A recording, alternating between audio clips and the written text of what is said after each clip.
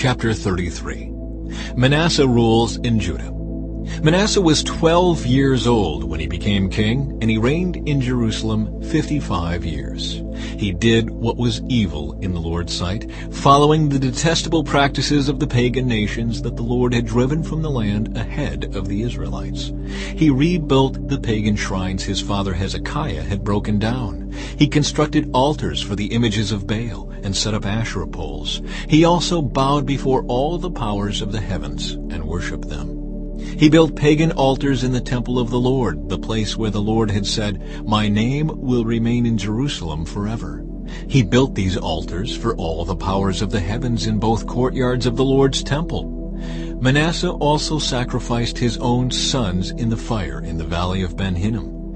He practiced sorcery, divination, and witchcraft, and he consulted with mediums and psychics. He did much that was evil in the Lord's sight, arousing his anger.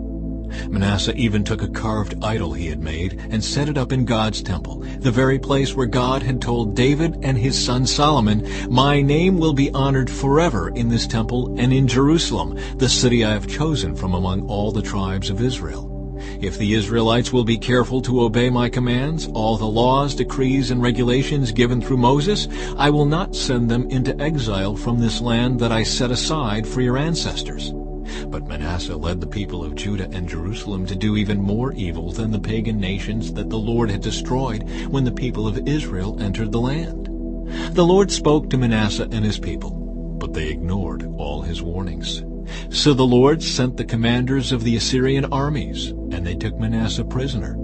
They put a ring through his nose, bound him in bronze chains, and led him away to Babylon.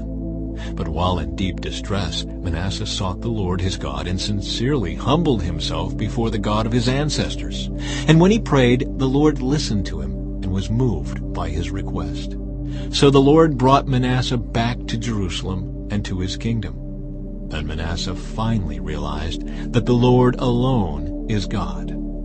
After this, Manasseh rebuilt the outer wall of the city of David, from west of the Gihon spring in the Kidron Valley to the Fish Gate, and continuing around the hill of Ophel. He built the wall very high, and he stationed his military officers in all of the fortified towns of Judah.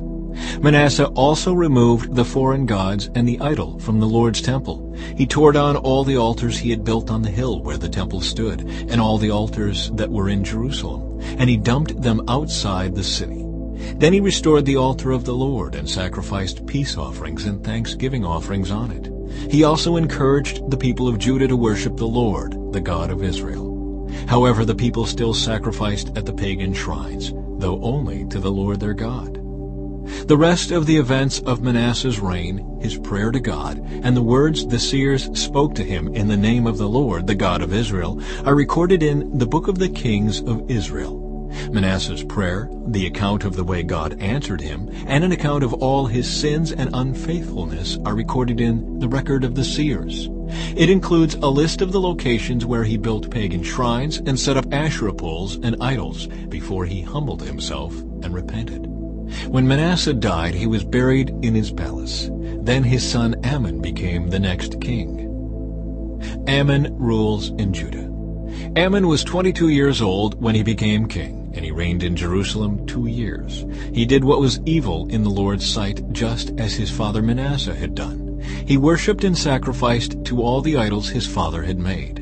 But unlike his father, he did not humble himself before the Lord. Instead, Amon sinned even more. Then Ammon's own officials conspired against him and assassinated him in his palace. But the people of the land killed all those who had conspired against King Ammon, and they made his son Josiah the next king.